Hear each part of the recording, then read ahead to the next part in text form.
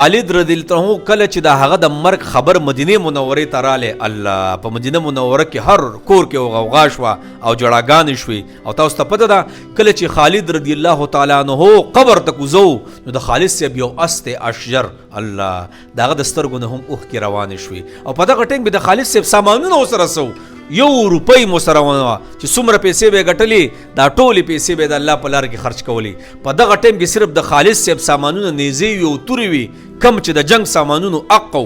ابل صحابه څه فرمایي، موږ چې په شام او په عراق کې وو نو داسې یو جمعه نه ده راغلی چې موږ پکې خار فتح کړی نه وي.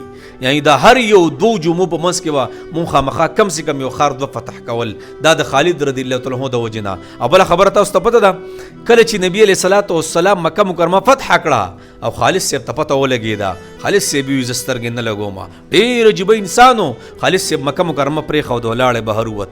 نبی اسلام چې کله رالی پته ورته ولګه چې خالد صاحب خو نشته. نبی علیہ السلام د خالد صاحب ډېر غټ صفت وکړو چې خالد ډېر بهادر انسان دی، د هغه استعداد د هغه طاقت د دین خلاف استعمالیږي، دا ډېر بد کوي. کاش دا انسان هم راشي اسلام ته. نو دا صفتونه یې رور واورېدل، رور یې په منډه منډه لاړې خالد رضی الله عنه ته وایي ای د الله بنده ته چې د کم نبي په دشمنۍ باندې هغه نبي ستا باره کې دا وایي ښه الله. نو چې کله مسلمان شو که نه ورالی نو یرموک غالبا دا د خالد رضی الله عنه اولنی جنګو.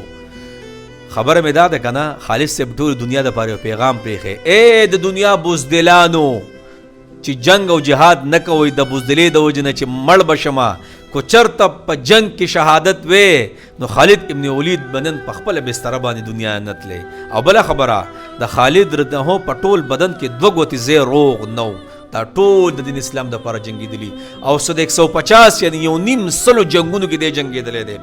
او هغه ځای کې به هم دی و کم ځای چې به د خطرې و. الله په احد کې چې په صحابو باندې په بل سیټ باندې رالی که نه نو ډېر صحابه شهیدان شو. صحابو باندې داسې یو تیار رالی چې په یو بلې ګزارونه شروع کړه، دا خالد درته چې به دغه سیټ حمله وکړه. نو غرض مې دا دی زموږ سره ډېر عجیبه هیرې دي، دا صحابه زما او ستا معیار دی. الله دې په ټولو باندې سره زموږ رحم وکړي. هغوی خو الله بخلي دي، خو الله دې موږ له د دغې صحابو په نقش قدم باندې تلو توفیق راکړي.